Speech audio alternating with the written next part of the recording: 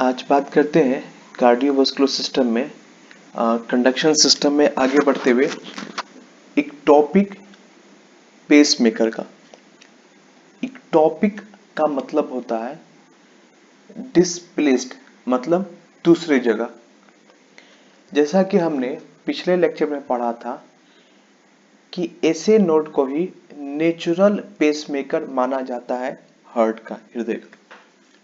हाँ, यदि ऐसे नोड काम नहीं करता है तो उसकी जगह पर एवी नोड काम करता है, और जब एसी और एवी नोड दोनों काम नहीं करते हैं तो लास्ट में पेसमेकर की भूमिका ऑटोरिथमिक फाइबर वेंट्रिकल्स का प्ले करता है, लेकिन वो बहुत ही स्लो है और उससे काम नहीं चल सकता है, क्योंकि इतना स्लोली 20 से 25 बीट्स ही कर पाता है हार्ट का। तो ब्लड का फ्लो जितना ब्रेन में होना चाहिए उतना नहीं हो पाता है, ब्रेन डैमेज हो जाएगा। तो ऐसे नोड यदि काम नहीं कर रहा है तो एवी नोड काम करना चाहिए।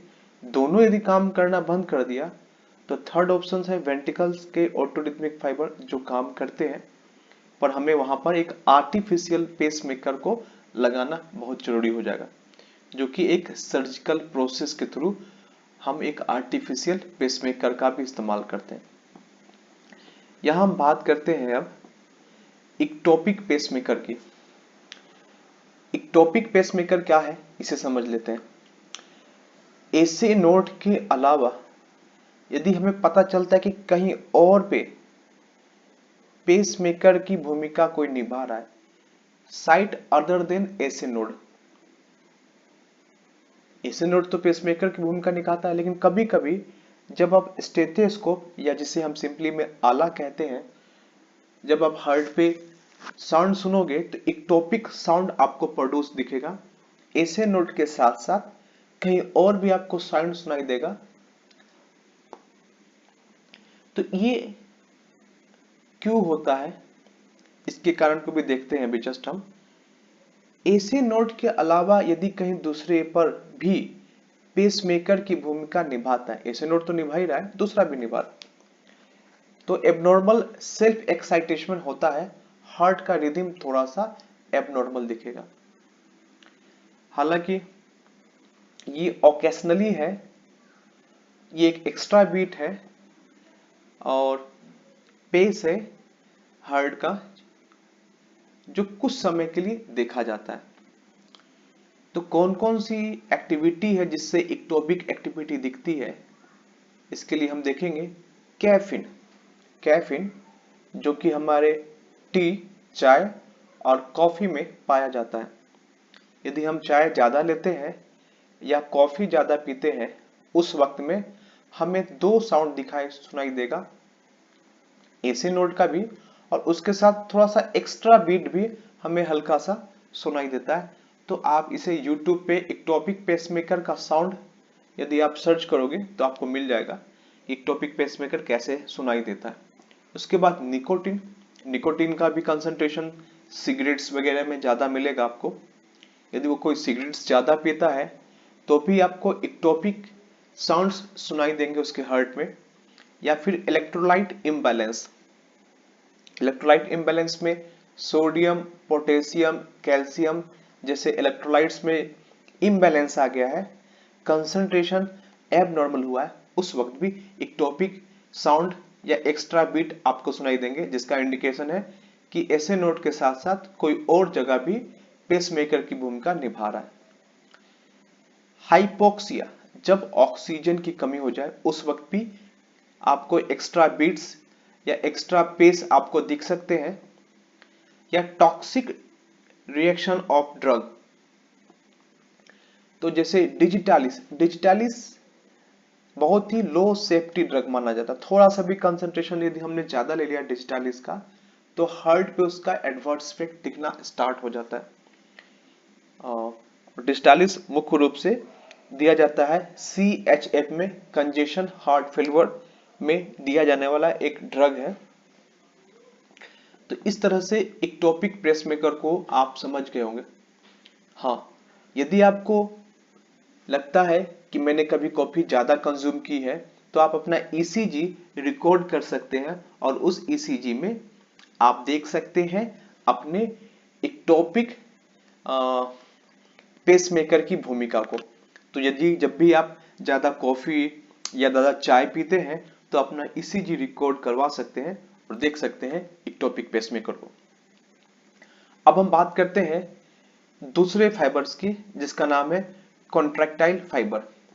हमने देखा था कि ऑटोरिथमिक फाइबर लगभग 1% होता है कार्डियक मसल्स फाइबर का, या यूं कहें कि कार्डियक मसल्स फाइबर का 1% ऑटोरिथमिक फाइबर में कन्वर्ट होता है, तब्दील हो जाता है, और बाकी जो रिमेनिंग फाइबर्स है वो कॉन्ट्रैक्टाइल फाइबर के रूप में काम करते हैं। तो यहां हमें समझना होगा कि कॉन्ट्रैक्टाइल फाइबर और ऑटोरिथमिक फाइबर्स में थोड़ा सा डिफरेंसेस देख लेते हैं।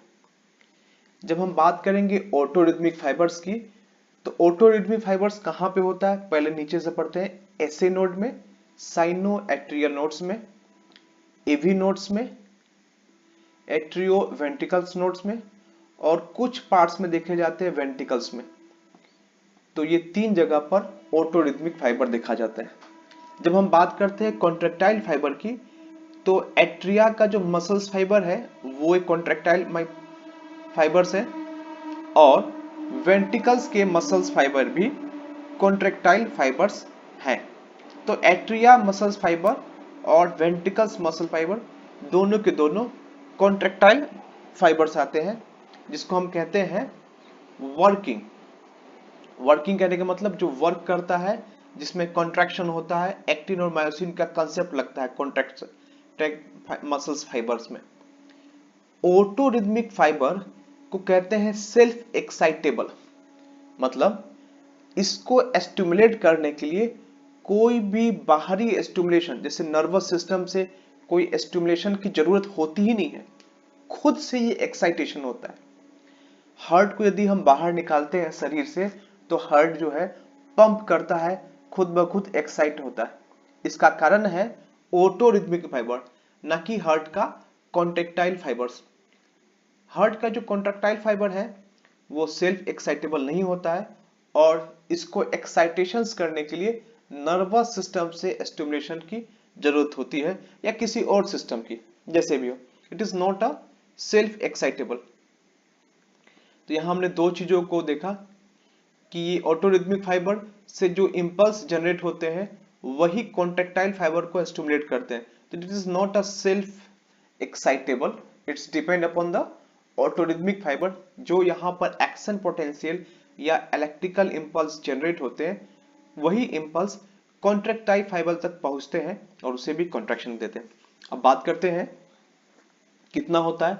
तो कार्डियक मसल्स फाइबर का 1% ऑटोरिथमिक फाइबर में कन्वर्ट होता है, और बाकी रिमेनिंग 99% समझा जाए तो कार्डियक मसल्स फाइबर का बनता है कॉन्ट्रैक्टाइल फाइबर, जिसमें एक्टिन और मायोसिन फिलामेंट्स के कंसेप्ट लगेंगे, और ये वर्किंग कहा जाएगा, वर्किंग मसल्स फाइबर, क्योंकि इसमें कॉन्ट्रैक्शन होते हैं जिससे हार्ट मसल्स पंप करेगा और ब्लड को हार्ट से बाहर निकालेगा through your different valves. Right ventricle में कॉन्ट्रैक्शन होगा तो ब्लड जाएगा लंग्स में, और लेफ्ट वेंट्रिकल्स में कॉन्ट्रैक्शन होगा तो ब्लड जाएगा पूरे शरीर में। इसमें रिपीटेड जनरेशन होता है एक्शन पोटेंशियल्स का, और इसमें पेसमेकर की भूमिका भी निभाते हैं ऑटोरिथमिक फाइबर, जिसमें मुख्य रूप से एसए नोड को कहा जाता है natural pacemaker of the heart.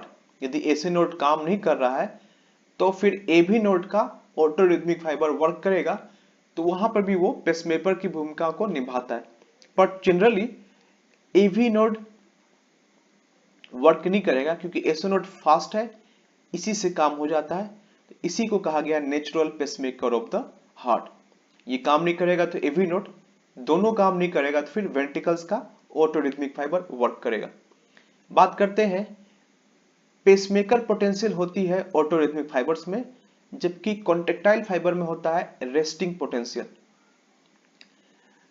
और यहां पर एक्शन पोटेंशियल जनरेट होता है तो रिपीटेड जनरेटर नहीं होता है, तुरंत तुरंत नहीं होता है, कुछ समय के बाद होता है। यहाँ हम एक फिगर देखते हैं। यहाँ पर हमने दो चीजों का फिगर लिया है। पहले हमने आपके इस साइड दिखता होगा जिसमें हमने बात की है कॉन्ट्रैक्टाइल मसल्स फाइबर की, ये वेंट्रिकल्स के मसल्स हैं। और इस साइड में हमने लिया है एसे नोड का ऑटोरिथमिक फाइबर। तो दो सबसे इंपॉर्टेंट पार्ट, एक एसे नोड का ऑटोरिथमिक फाइबर, उसका ग्राफ लिया है एक्शन पोटेंशियल का, और दूसरे साइड में हम लेते हैं कॉन्ट्रैक्टाइल फाइबर जो कि हमने लिया है वेंट्रिकल्स का, क्योंकि हम जानते हैं बॉडी में वेंट्रिकल्स का रोल जो है सबसे ज्यादा माना जाता है। रोल तो सभी का है, लेकिन वेंट्रिकल्स में जब मसल्स की कॉन्ट्रैक्शन होता है वेंट्रिकल्स में, तो ब्लड हार्ट से बाहर की तरफ जाता है और वेंट्रिकल्स स्ट्रांगली होते हैं। तो यहाँ पर स्टडी करने के लिए हमने वेंट्रिकल्स का लिया है। हालांकि हम जानते हैं कि एट्रियल और वेंट्रिकल्स दोनों मसल्स फाइबर जो होते हैं कॉन्ट्रैक्टाइल मसल्स फाइबर होते हैं, लेकिन स्टडी हम करेंगे सिर्फ अभी वेंट्रिकल्स का। और इस साइड में स्टडी करते हैं सिर्फ हम एसे नोड के ऑटोरिथमिक फाइबर का। ये हमने स्टडी पिछले क्लासेस में भी किया हुआ है।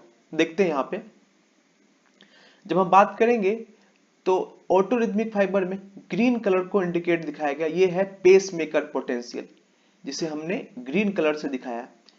आप देखोगे डीपोलराइजेशन फेज, रीपोलराइजेशन फेज, और फिर यहां से फिर से ये रेस्टिंग ना होकर पेस मेकर पोटेंशियल दिखाता है। ये ग्राफ ऊपर की तरफ जाता है और थ्रेशोल्ड के बाद फिर ये डीपोलराइजेशन फेज आता है। तो यहां हम देखेंगे पेस मेकर पोटेंशियल। जबकि हम बात करेंगे दूसरे साइड में, तो यहां देखेंगे रेस्टिंग मेम्ब्रेन्स जो कि लगभग -90 MV है। यहां से ऊपर गया प्लेटिव फेज, उसके बाद रीपोलराइजेशन, और फिर आएगा रेस्टिंग। रेस्टिंग में देखेंगे ये सीधा जाता है, ग्राफ ऊपर की तरफ नहीं जा रहा है, सीधा जाता है। यहां पे कुछ रेस्ट करता है कॉन्ट्रैक्टाइल मसल्स फाइबर, थोड़ा सा रेस्टिंग होगा यहाँ पे, जबकि यहाँ पे कोई रेस्टिंग नहीं है ऑटोरिथमिक फाइबर्स में। ग्राफ नीचे आया, फिर से ये ऊपर जाएगा, और इसको कहते हैं पेसमेकर पोटेंशियल, थ्रेशोल्ड पॉइंट से लेकर और रिपोलराइजेशन का जो लास्ट फेज है वहां तक, उसको कहेंगे पेसमेकर पोटेंशियल। ये ऊपर की तरफ ग्राफ लेकर ही जाएगा, खुद ब खुद जाता है, सेल्फ एक्साइटेबल दिखाता है ये कि सेल्फ एक्साइटेशन है, खुद से ये ग्राफ ऊपर लेकर चला जाएगा। जैसे थ्रेशोल्ड ओपन होगा तो यहाँ पर एक्शन पोटेंशियल जनरेट होगा, बहुत सारे चैनल्स यहाँ पे ओपन होते हैं, फिर रिपोलराइजेशन होगा, फिर ये ऊपर की तरफ ग्राफ जाएगा जो दिखाता है सेल्फ एक्साइटेशन पोटेंशियल्स को। तो पेसमेकर पोटेंशियल का वर्ड यहाँ पे पहली बार आपको पढ़ने को मिला।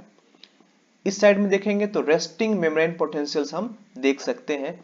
ये ग्राफ सीधा जाता है और कुछ देर चलने के बाद फिर ये ग्राफ ऊपर की तरफ जाएगा। तो -90 MV जो माना जाता है रेस्टिंग मेम्ब्रेन पोटेंशियल।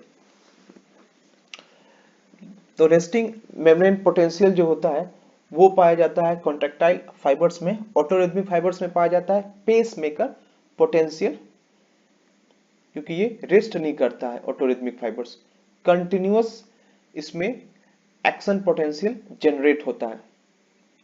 जबकि यहाँ पे ये थोड़ा सा रेस्ट करके आगे की तरफ ग्राफ सीधा जाएगा और फिर यहाँ पे कॉन्ट्रैक्शन होगा, एक्शन पोटेंशियल जनरेट होगा। तो दोनों में थोड़ा सा फर्क देखा हमने। वेंट्रिकल्स फाइबर में एक्शन पोटेंशियल्स। अब बात करेंगे कॉन्ट्रैक्टाइल फाइबर्स की। कॉन्ट्रैक्टाइल फाइबर्स को हम लोग वर्किंग मसल्स फाइबर के नाम से भी जानते हैं।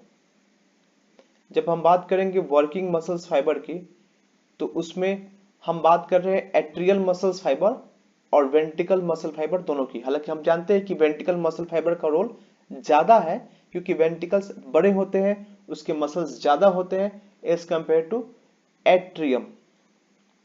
ये वर्किंग मसल्स फाइबर इसलिए कहे जाते हैं क्योंकि कॉन्ट्रैक्शंस होते हैं, यहाँ पे एक्टिन और मायोसिन फिलामेंट्स होते हैं, कॉन्ट्रैक्शंस होंगे। ऑटोरिथमिक फाइबर्स में सिर्फ एक्शन पोटेंशियल जनरेट होता है, उसमें सिर्फ एक्शन पोटेंशियल ही जनरेट होता है, मतलब इलेक्ट्रिकल इंपल्स जनरेट होता है। वो पहुंचता होगा कॉन्ट्रैक्टाइल फाइबर्स के पास, एट्रियल मसल्स के पास और वेंट्रिकल मसल्स के पास। तो वहां पर फिर कॉन्ट्रैक्शन होता है उस मसल फाइबर्स में, और एक्टिन मायोसिन का फिलामेंट बिल्कुल वैसा ही होता है जैसा कि हमने पढ़ा था स्केलेटल मसल्स में। तो दोनों में डिफरेंस समझते हैं हम लोग। अब यहाँ का कंसेप्ट चलेगा कॉन्ट्रैक्टाइल मसल्स फाइबर का कंसेप्ट, और स्केलेटल मसल्स में हमने पढ़ा था कि वहां के जो मसल्स फाइबर का कंसेप्ट, दोनों का कंसेप्ट सेम मिलेगा। तो हार्ट में हम दो फाइबर्स पढ़े, ऑटोरिथमिक और कॉन्ट्रैक्टाइल फाइबर्स। दोनों मसल्स फाइबर है, 1% माना जाता है ऑटोरिथमिक और बाकी जो है कॉन्ट्रैक्टाइल फाइबर्स के रूप में काम करता है। तो हम देखेंगे कि ऐसे नोड में एक्शन पोटेंशियल या इलेक्ट्रिकल इंपल्स जनरेट होता है और वो पहुंचता है एवी नोड में, और एवी नोड से पूरा हार्ट तक पहुंचता है, वेंट्रिकल्स तक पहुंचता है। तो ऐसे नोड से जो इलेक्ट्रिकल इंपल्स जनरेट होता है, वही इंपल्स जो है कॉन्ट्रैक्टाइल फाइबर्स को एक्साइट करता है और वहां भी एक्शन पोटेंशियल का जनरेट करता है। तो ये सेल्फ एक्साइटेशन नहीं है, it is excited by the SA node generally. यहाँ पे बहुत जरूरी है देखने के लिए। ऑटोरिथमिक फाइबर जो है उसमें स्टेबल रेस्टिंग मेम्ब्रेन नहीं होता है, कॉन्ट्रैक्टाइल फाइबर में होता है, हमने पिछली बार देखा है। अब देखेंगे यहाँ पे ग्राफ की चर्चा। एक्शन पोटेंशियल में यदि हम चर्चा करें तो तीन चीजें दिखेंगी, रैपिड डीपोलराइजेशन होना, प्लेट्यू फेजेस होना और रीपोलराइजेशन होना। तो आइए अब देखते हैं वेंट्रिकल्स कॉन्ट्रैक्टाइल फाइबर्स का एग्जांपल लेकर, क्योंकि ये इंपॉर्टेंस है एट्रियल मसल फाइबर से भी ज्यादा। तो इसीलिए इसी का एग्जांपल लेकर हम स्टडी करते हैं कि वेंट्रिकल्स मसल फाइबर में एक्शन पोटेंशियल और उसके ग्राफ को।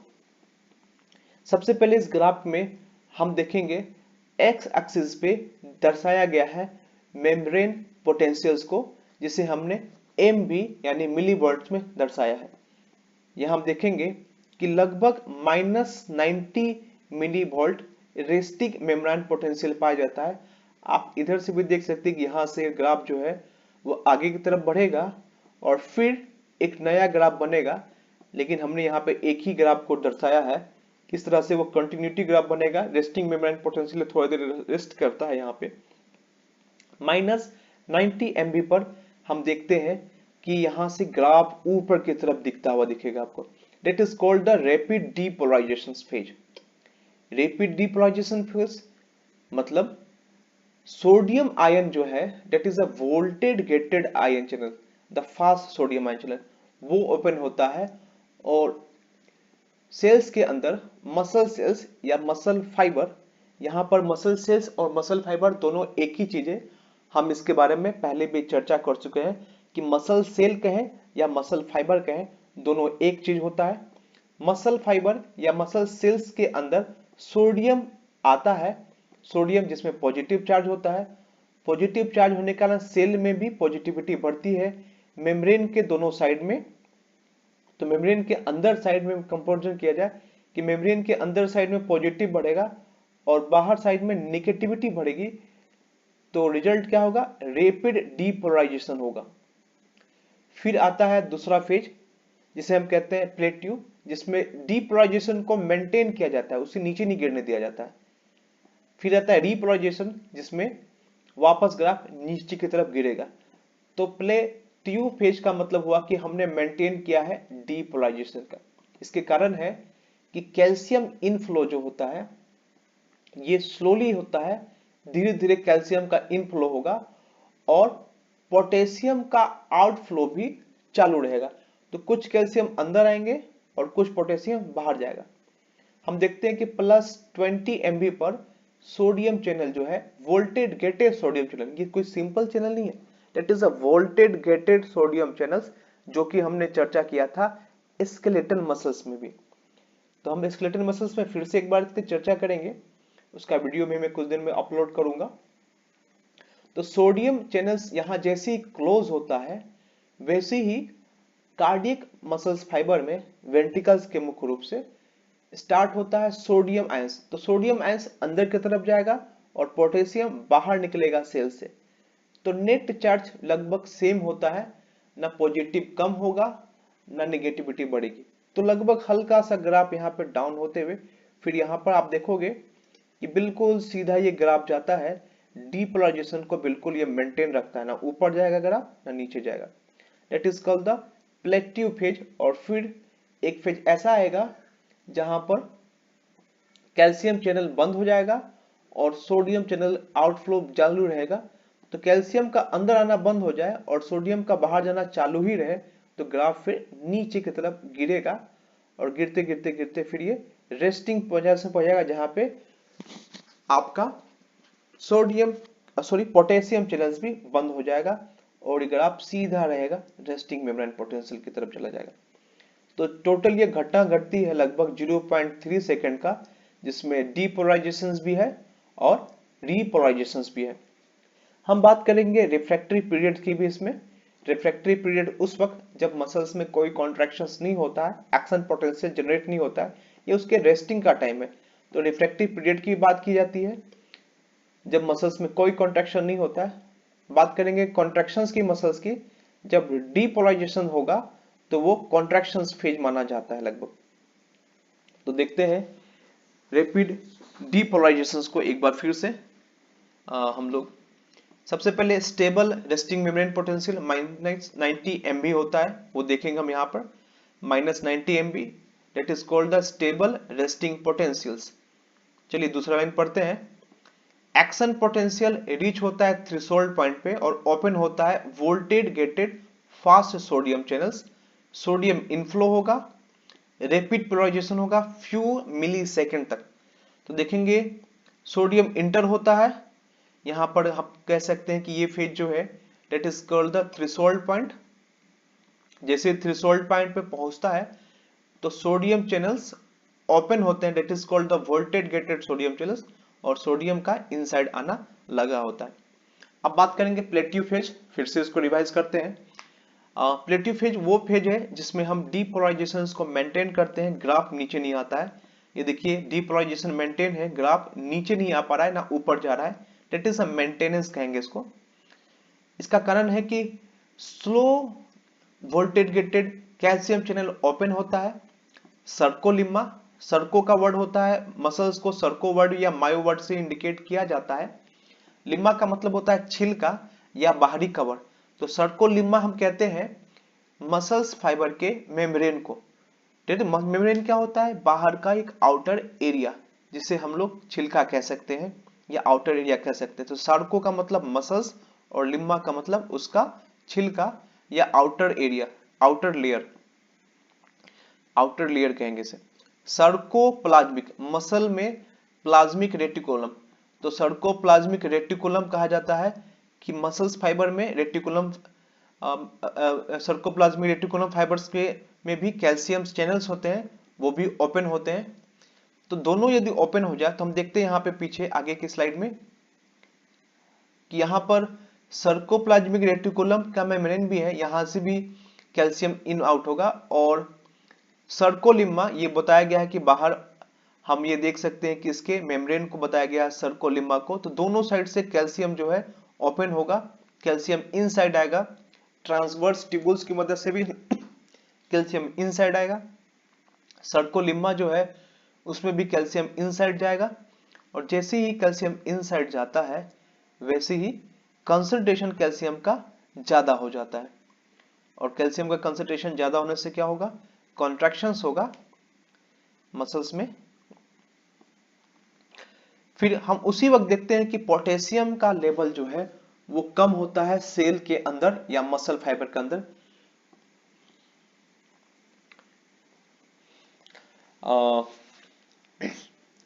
उसके बाद हम देखेंगे डीपोलराइजेशन फेज जो है वो माना जाता है 0.25 सेकंड का, जो कि ब्रीफर है, ज्यादा है न्यूरॉन से या स्केलेटल मसल से। न्यूरॉन्स का या स्केलेटल मसल से 0.001 सेकंड या 1 मिली सेकंड ज्यादा है।